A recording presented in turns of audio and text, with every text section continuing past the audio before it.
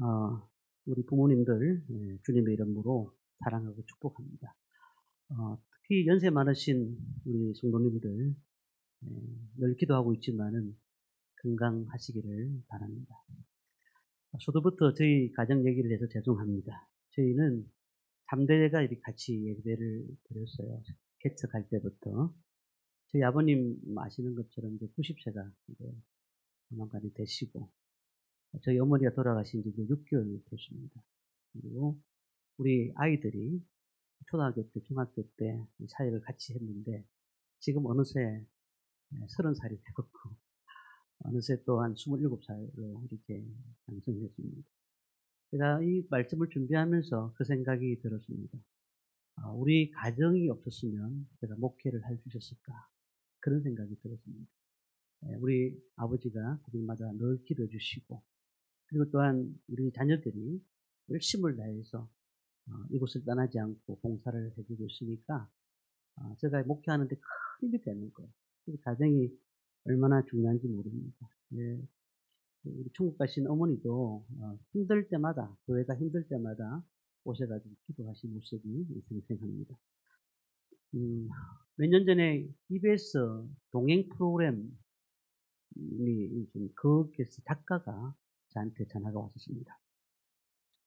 저희 교회를 어떻게 알았는지 모르지만 다른 목사님이 저 교회를 소개를 한 것 같아요. 그 당시 이제 그 전까지 초등학교 많이 모이는 교회 이렇게 해서 알게 된 것 같은데 이 왜 전화했느냐 하면은 이 아이들 중에서 자기들 프로그램에 나올 만한 아이들이 있는가 물어본 거예요. 프로그램에 나올 만한 아이들이 있는가. 근데 그 당시에 코로나 이렇게 약간 지난 후기 때문에 전에 나오는 아이들은 다 안 나왔어요. 안 나오고 그 뒤에 몇 명 온 아이들의 제가 가정 사정을 몰랐습니다. 그런 상태에서 죄송하지만 제게는 없습니다. 그리고 혹시 그런 친구가 있으면 제가 다시 연락을 드리겠습니다라고 그렇게 전화를 끊은 적이 있습니다. 그 프로그램을 제가 그리 알아봤죠. 동행이라는 프로그램이 어떤 프로그램인가. 가정이 어렵지만 정말 최선을 다하는 그런 가정들.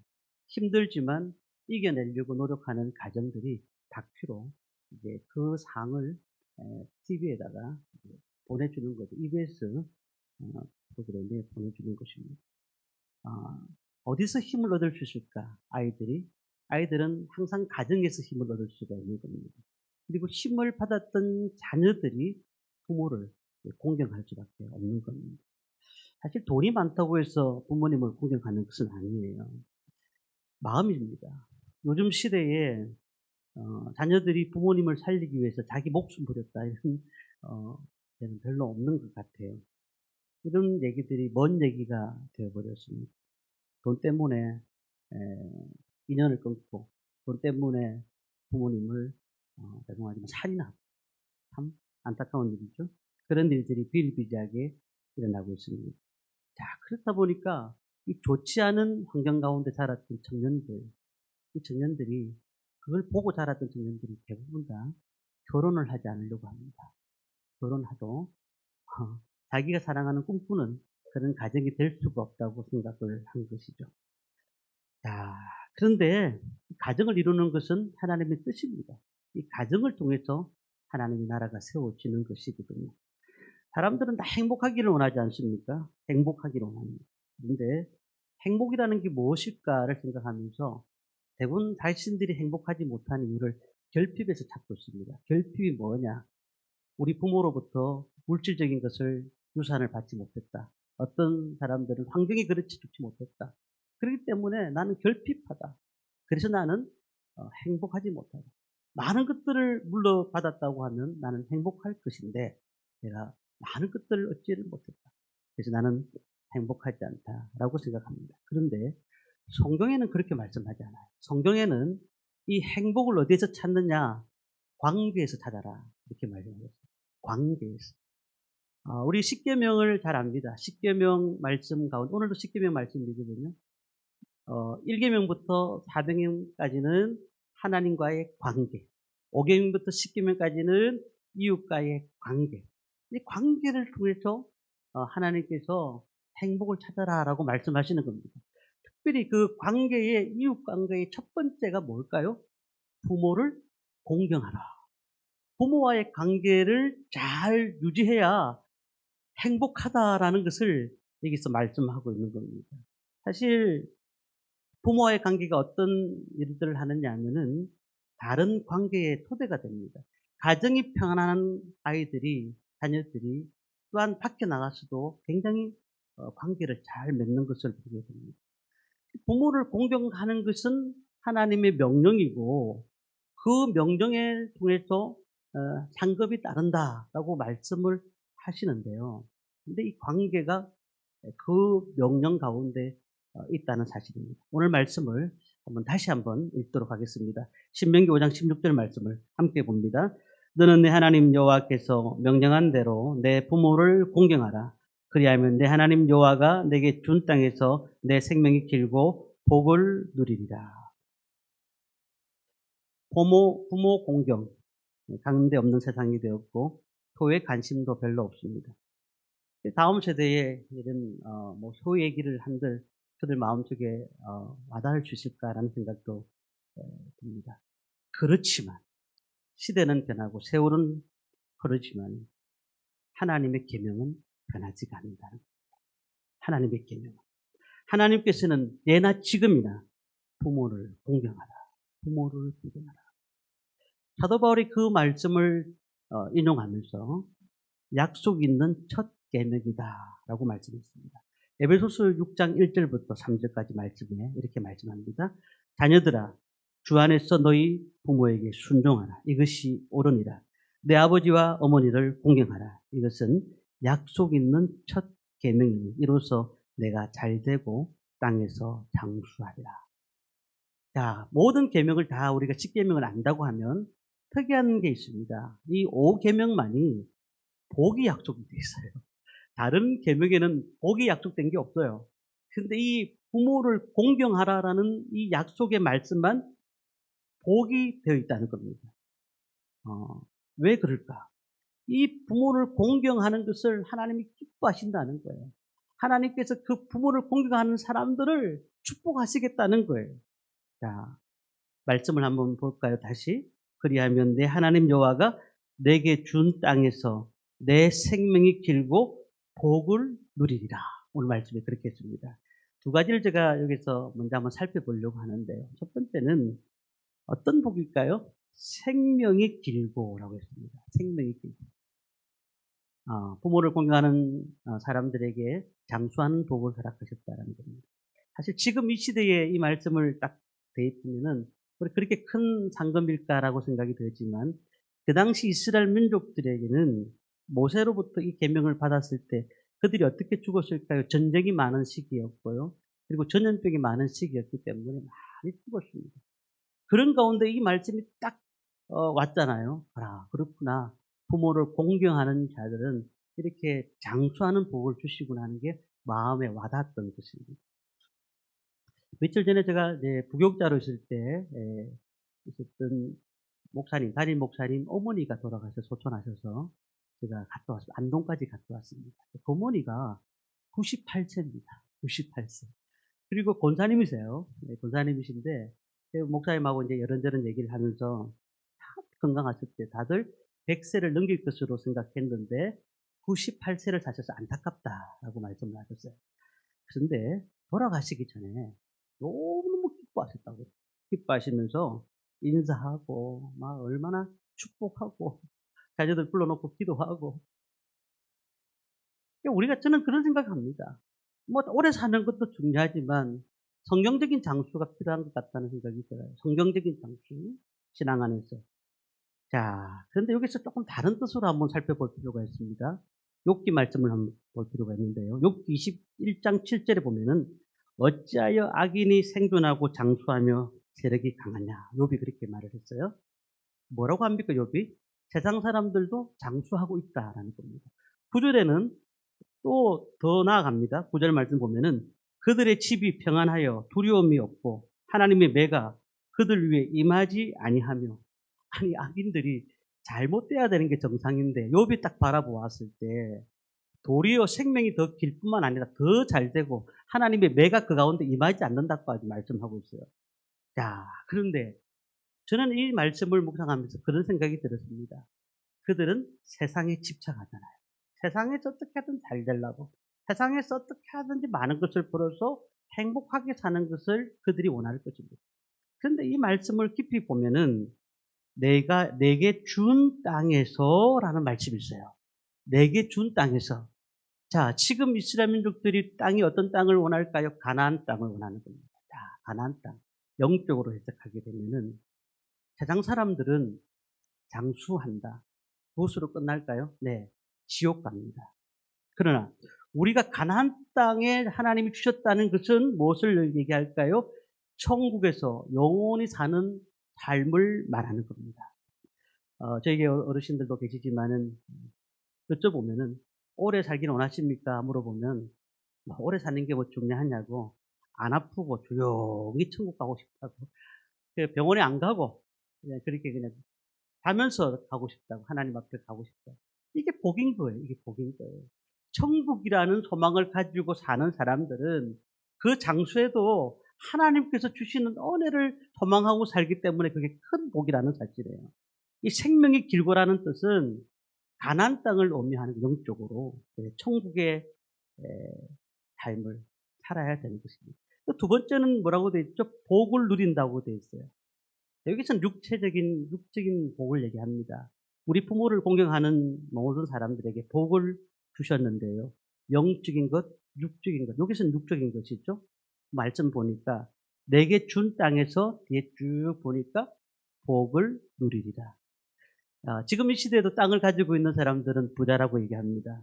그런데 이 계명이 선포될 때에 땅이 너무너무 중요했어요. 왜냐하면은 농경사회잖아요. 목축을 하고 있던 사회였습니다. 그런데 그것이 목축을 하고 있기 때문에 땅이 필요한 것입니다. 더 나아가서 후손들에게 삶의 터전을 만들어주기 위해서 땅이 너무너무 중요한 것이었습니다. 애굽에서 430년 동안 종살이를 했던 민족 아닙니까? 그러니까 그런 자녀들에게, 그런 사람들에게 땅에서 복을 누리라, 이 말은 굉장히 와닿았던 말씀입니다. 와닿았던. 오늘 우리는 하나님께서 부모를 공경하는 모든 사람들에게 영적인 복뿐만 아니라 물질적인 복도 하나님께서 주시도록 분명히 말씀하고 있다는 것입니다. 하나님께서 축복의 문을 닫으시면 열 사람이 없고, 하나님께서 여시면은 받을 사람이 없는 것입니다. 우리가 하나님께서 복을 주셔야 그게 온전한 복인 줄 믿습니다. 하나님께는 복을 구하기 원하십니까? 그러면 부모님을 공경하셔야 될 줄 믿습니다. 하늘의 신령한 복, 땅의 기름진 복으로 충만하시기를 바랍니다. 어떤 분은 부모와의 관계가 너무 안 좋아요. 그래서 명절만 되면 고민됩니다. 부모님한테 찾아갈 수가 없어요. 성경은 뭐라고 말씀하고 있습니까? 그러면 복이 안 된다라고 얘기합니다. 왜냐하면은 그 부모님의 그 계명을 우리가 보면서 그 복을 왜 말씀하셨고 그 계명을 왜 얘기하셨을까요? 부모님이 부족할 수도 있습니다. 또한 연약할 수도 있습니다. 근데 성경의 원리는요, 아까 제가 말씀드린 것처럼 이 관계라는 것을 중요하게 생각해야 된다고 말씀드렸어요. 관계가 되려고 하면 부모님과의 관계가 먼저 중요한 거예요. 이 관계가 되지 않는데 사회에서 사회생활을 아무리 열심히 한다 해도 하나님으로부터 복의 통로가 막혀버리는 거예요. 그러니까 이 복의 통로를 뚫기 위해서는 우리가 부모님과의 관계가 엄청나게 중요한 거예요. 이 관계의 흐름을 잘 알아야 우리는 복이 받을 수가 있는 것입니다. 자, 그렇다면 제가 몇 가지를 말씀을 드리는데, 부모님을 공경한다는 것은 어떤 의미가 있는가? 첫 번째는 가베드라는 뜻입니다. 무겁다. 가볍게 여기면 안 된다는 거죠. 부모님을 가볍게 여기면 안 되고, 부모님은 하나님이 주셨기 때문에, 하나님이 보내주셨기 때문에 중요한 분으로 여기라라고 말씀하고 있습니다. 우리 성경에 보면은 아브라함, 이삭, 야곱, 요셉 이렇게 쭉 나오죠. 족장들이 나옵니다. 자, 그런데 그 족장들을 유심히 살펴보시면은 그들이 얼마나 효도를 했는지를 알 수가 있어요. 창세기 45장 11절 말씀만 보면 이렇게 되어 있습니다. 흉년이 아직 5해가 있으니 내가 거기서 아버지를 복량하리이다. 요셉이 그런 말을 했어요. 지금 요셉이 애굽의 총리로 있을 때에 형들에게 자신의 신분을 밝히면서 내가 아버지를 복량하겠다라고 얘기했습니다. 이 말은 히브리어로 쿨이라는 뜻입니다. 제공하다는 뜻입니다. 이 말이 깊이 있게 생각하면 식사 대접을 잘해야 된다는 겁니다. 식사 대접을 잘해야 돼요. 어제 우리 교회에서도 70세 이상 되시는 우리 성도님들을 식사 대접을 했습니다. 우리 성도님들, 부모님들도 마찬가지. 우리가 식사 대접을 잘해야 됩니다. 밥을 맛있는 거 사드려야 되고, 그리고 그 밥을 많이 사드려야지 이게 쿨이라는 제공하라는 뜻에 맞는 거예요.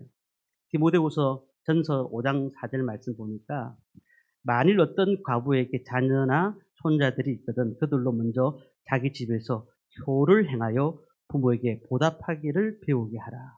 이것이 하나님 앞에 받으실 만한 것이니라. 효를 행해서 부모에게 보답하는 것을 배우라. 우리가 배우지 않으면 안 됩니다. 이것도 배워야 됩니다. 효는 그냥 생기는 것이 아니라 배우게 하라. 그럼 어떻게 배워야 됩니까?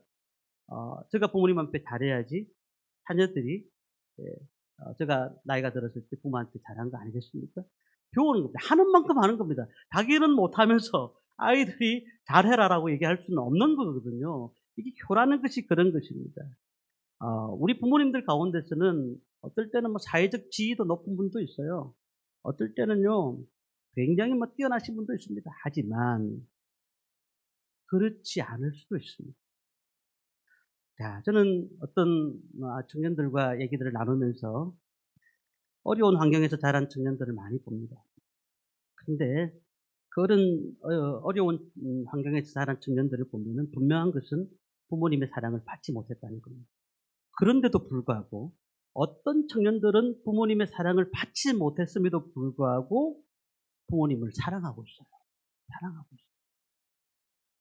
저는 이 얘기만 하면은 꼭 이 얘기를 꼭 드리는 말씀이 있습니다. 제가 경험했던 아이 청년입니다. 중학교 때 있었던 청년이고 지금 벌써 30살이 넘어간 청년인데 그 청년 얘기를 들어보면 기가 막힙니다. 자기 부모님이 부부싸움을 한 겁니다. 부부싸움을 했는데 엄마가 술을 많이 드셔가지고 이제 너무 화가 나니까 집에다가 불을 붙입니다. 방에 들어와서 불을 냅니다. 그런데 이 청년이 중학교 때인데 그때 지가 보는 앞에서 엄마가 자기 집에 불을 내, 자기 방에다가. 그러니까 이 아이가 막 도망 나가는 거예요. 도망 나갔는데 그때부터 이 아이가 삐뚤어지기 시작한 거예요. 감당이 안 되는 겁니다. 저보고 붙여줬어요. 학교에서. 영훈중학교에서 저한테 선생님들이 이 아이를 좀 맡아달라고. 이 아이는 도저히 안 된다고. 제가 그 얘기를 딱 들으면서 야, 너무 힘들겠다. 이런 상태에서 아이가 성장한다는 것은 너무 힘든 거예요. 근데 그럴지라도 내가 복받기 위해서는 부모라는 그 사실 하나만으로도 공경해야 되는 거예요. 그럴지라도 내가 복받기 위해서는 내가 하나님께서 주시는 약속의 첫 계명의 복을 누리기 위해서는 그래도 부모를 공경하는 것이 성경의 원리라는 거죠. 이스라엘 백성들이 어떻게 했습니까? 아멘으로 응답한 적이 많아요. 신명기 27장 16절에 보면은 이렇게 말합니다. 그의 부모를 경휼히 여기는 자는 조주를 받을 것이다 할 것이요. 모든 백성은 아멘은 할지니라. 다 아멘. 그러니까. 부모를 경휼히 여기면은 뭐 돌에 맞아 죽잖아요. 그러니 20세기 대표 신학자 칼 바르트가 그런 말을 했어요. 부모는 하나님의 대표자요. 하나님의 유일한 대리자다. 그렇게 말을 했습니다. 저는 생활비를 많이 드리는 것이 중요하다고 생각하지 않습니다. 물론 어려울 때 생활비를 드리는 게 중요하죠. 우리가 이제 예배를 참석하잖아요. 예배는 참석하는데 하나님은 내 마음에 인격적으로 만나지 못하면 어떻게 돼요? 예배가 힘들어지는 거예요. 똑같아요. 부모를 사랑하지 못하고 부모를 존경하지 못하면은 그냥 생활비 많이 드리고 그냥 흉내를 내는 것으로서는 부모를 기쁘게 할 수가 없다는 거죠. 마음에 진심이 있어야 되는 겁니다. 자, 두 번째는 공경한다는 두 번째가 있습니다. 이것은 사랑한다는 뜻입니다. 사랑한다는. 하나님을 사랑하는 것, 하나님을 사랑해야 되죠. 하나님을 사랑하는 것이 있다고 하면 부모님을 사랑하는 것은 당연한 것입니다. 그러니까 그 사랑이 필요한 것입니다. 부모 공경은 모든 자식의 의무입니다. 그냥 저절로 되는 것이 아니라 뭐가 필요할까요? 성령의 은혜가 필요합니다. 성령의 은혜가 필요해요. 아까 말씀드린 것처럼 어쩌면은 부모님들에게서 상처를 받을 수가 있습니다. 그렇지만 왜 우리가 예수님 안에서 감사가 나올까요? 성령님 안에서 우리를 회복시켜 주시니까. 우리 부모님들이 어떨 때는 자식을 위해서 모든 것을 바친 분일 수도 있어요. 헌신적으로 수고하고 가정을 부양하기 위해서 자기의 모든 것들을 드리는 분일 수도 있습니다. 학식이 높고 인격이 좋은 분일 수도 있습니다. 하지만 그렇지 않을 수도 있는 교과서에서 나오는 반듯한 분이 아닐 수도 있는 겁니다. 저희 부모님 세대들은 잘 아시는 것처럼 6.25 전후시대에 분들 정말로 살기 위해서 발버둥 쳤던 분들입니다. 그분들이 어떻게 보면 우리에게 상처를 줄 수도 있는 거예요. 그분들이 어떻게 보면 우리에게 아픔을 줄 수도 있는 거예요. 그렇지 않습니다. 그래서 어떤 젊은 사람들은 육체적인, 정신적인 폭력을 부모님한테 받아놓으니까 이게 도저히 마음의 상처를 헤아릴 수가 없는 힘들어하는 사람도 많은 겁니다. 그래서 막 그것이 생각이 나가지고 늘 술로 그냥 삶을 사는 분들도 있잖아요. 네. 부모를 공경하라. 참으로 어려운 일입니다. 저희 교회 안에서도 가정이 힘든 가운데서 다 이겨내고 신앙생활하는 청년들이 있습니다. 제가 사회복지 실습을 하기 위해서 진원시설에 간 적이 있습니다. 아동복지시설입니다. 그곳에 갔더니 어려운 환경에서 자라고 있는 아이들이 있습니다. 근데 가만히 제가 살펴봤습니다. 며칠 동안 그 실습을 한다고 가서 지켜보니까 야, 잘 해주더라고요. 가니까 먹을 거 다 주고요. 저녁에 또한 피자 사주고요. 그다음에 통닭도 사주더라고요. 그리고 다 끝나면 시설에서 있을 수 있는 나이가 딱 있거든요. 그 나이가 지나면은 일시금을 줘요. 그게 돈이 조금 큽니다. 근데 그 돈을 주는 거죠. 괜찮겠다 생각이 들었지만은 밤만 되면 제가 생각이 나뉘겠어요. 밤만 되면 아이들이 초등학교 아이들이 울기 시작해요. 엄마가 보고 싶었어. 엄마하고 우는 모습이 저는 아직까지도 생생해요. 뭐가 필요한 것일까요? 사랑이 갈급한 것입니다.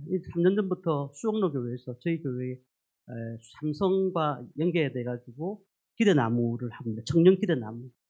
그래서 어렵게 자랐던 청년들을 돕는 일들을 감당하고 있어요. 저희들 교회가 첫 번째 교회입니다. 근데 근래에는 저희 교회에 팀이 3명이 꾸려졌어요. 우리 교회에 어려운 분들이 있으면 도와주겠다라고 얘기를 합니다. 근데 왜 필요할까? 네, 부모 같은 사랑이 필요하기 때문에. 그분들이 다 자녀들을 다 키웠거든요. 그래서 부모 같은 사랑이 필요한 것입니다. 이렇게 아물지 못하는 사람들이 있는데도 불구하고 우리는 성령의 은혜가 필요합니다. 그 삶을 우리 힘으로 이길 수 있는 게 아니에요. 하나님이 주시는 은혜로 그 삶을 이겨내야 되는 겁니다. 그래서 저도 다시 말씀드립니다.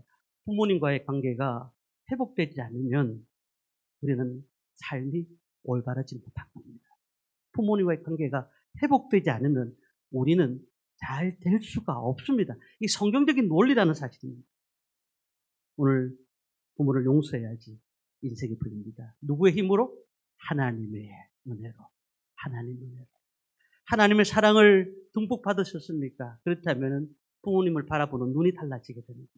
나한테 그렇게 몰지게 했고 나를 그렇게 힘들게 했던 부모님이라 할지라도 하나님의 사랑으로 바라보니까 그 부모님이 정말 너무 감사하게 여기고 그분이 정말 나를 위해서 그렇게 사셨다는 것이 얼마나 감사한지. 그래서 우리는 하나님의 은혜가 필요한 겁니다. 다윗은 그랬죠. 시편 27편 9절 10절에 이렇게 말합니다. 나의 구원의 하나님이여 나를 버리지 마시고 떠나지 마소서. 내 부모는 나를 버렸으나 여호와는 나를 영접하시리다. 하나님은 나를 버리지 않았기 때문에 다윗은 하나님을 부모님으로 생각하고 그렇게 살았다는 것이죠. 요한일서 3장 1절 보니까 보라 아버지께서 어떠한 사랑을 우리에게 베푸사 하나님의 자녀라 일컬음을 받게 하셨습니다. 우리가 그라도다. 그러므로 세상이 우리를 알지 못하면 그를 알지 못합니다.